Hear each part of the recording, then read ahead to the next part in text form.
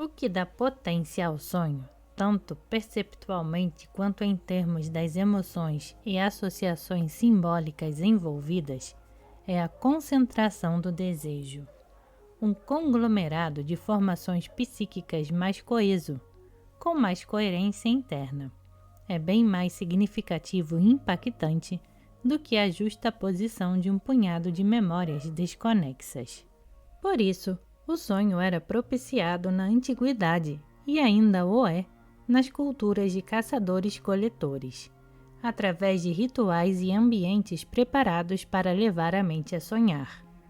Mas mesmo sem preparo, a mente deflagra sonhos impressionantes quando se trata da luta entre a vida e a morte. A sequência de sonhos a seguir exemplifica o paralelismo entre o conteúdo onírico e a realidade da vigília. Aos 40 anos, um professor universitário andava estressado com as más condições de trabalho de seu departamento e não conseguia aderir como antigamente aos hábitos de atleta que mantivera desde a adolescência. Seu horizonte tingiu-se de cinza depois da perda súbita do pai, um ano antes. Filho único, morava a centenas de quilômetros da mãe. No início do ano, fez um check-up médico completo e nada foi detectado. Embarcou para um congresso científico, numa estância perto de Luchão, epicentro de grandes romarias católicas na Argentina. No primeiro dia do congresso, pouco depois de almoçar, teve um infarto gravíssimo, com oclusão completa do ramo lateral da coronária esquerda. Urrava de dor, tremia, suava e se contorcia inteiro. Coração em arritmia quase parando, para desespero de todos em volta. Meia hora de martírio esperando a chegada da ambulância, outra meia hora interminável para chegar ao hospital mais próximo.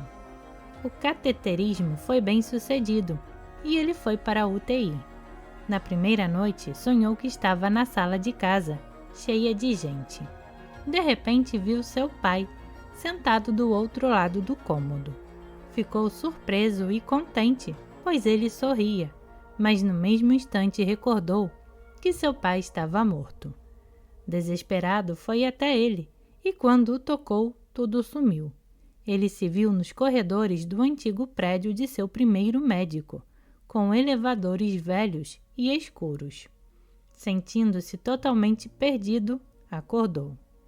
Na segunda noite, sonhou que transava com a enfermeira.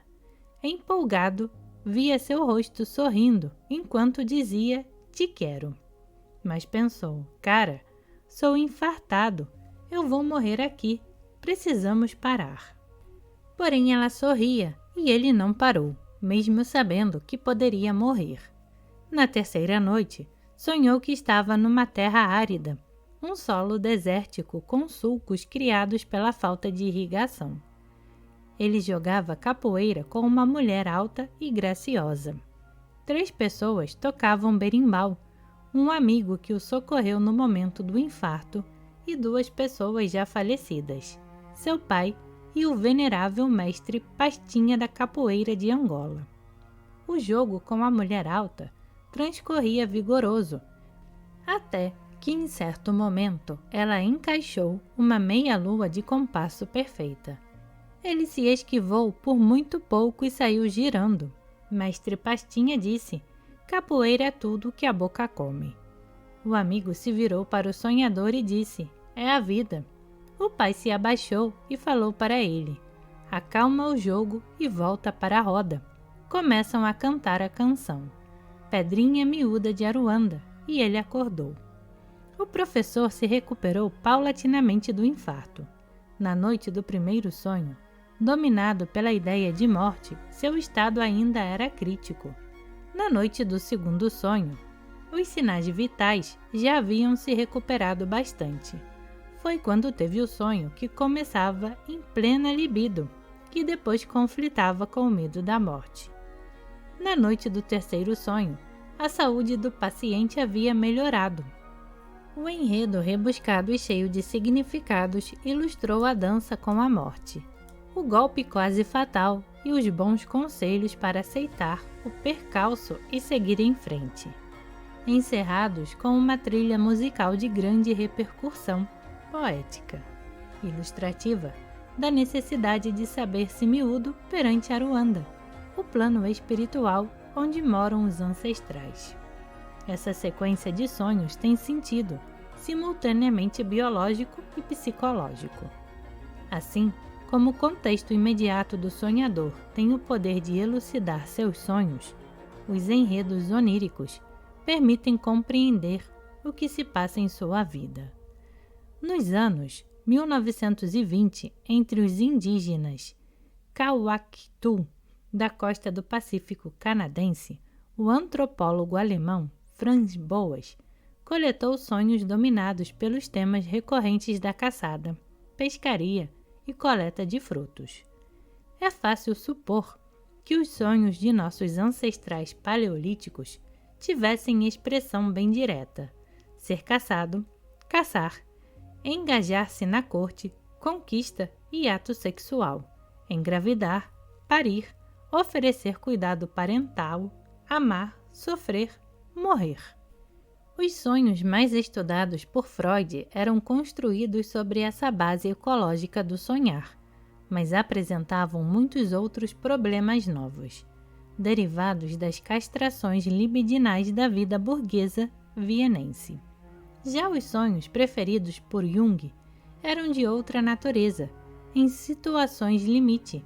Quando eventos muito importantes acontecem, emergem sonhos memoráveis, emocionantes e repletos de detalhes.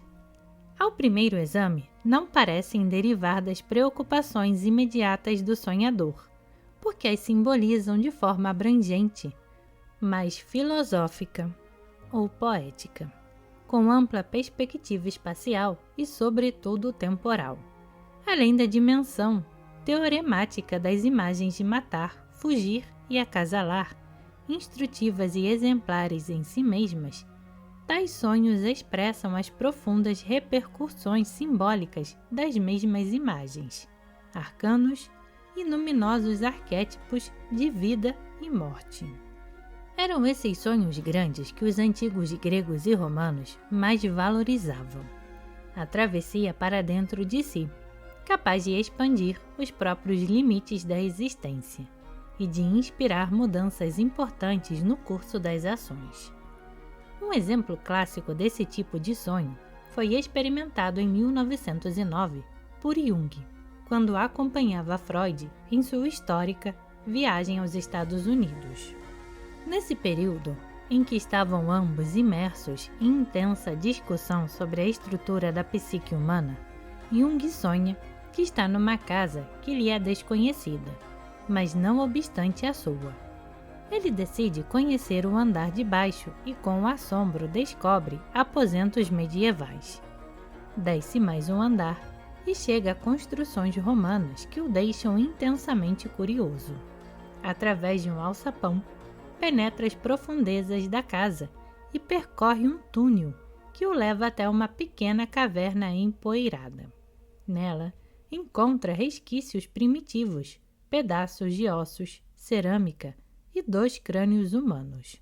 Ao despertar, Jung se deu conta de que a casa era uma metáfora para a estratificação da consciência humana, com níveis mais antigos e profundos, representando porções da mente que remontam ao nosso passado arcaico.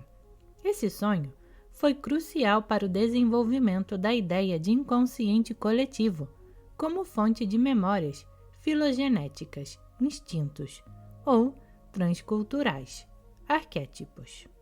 Mesmo na vida urbana contemporânea, sonhos magnos ocorrem em momentos de grandes alterações das relações com o meio, como na conquista infantil da linguagem e de uma mentalidade bem adaptada ao mundo dos adultos, na corporificação adolescente da necessidade de buscar relações fora do grupo familiar, na descoberta do sexo, na inauguração e repetição da maternidade ou paternidade, nos esbarrões fortuitos com o perigo de morte, no climatério e na transição para a velhice.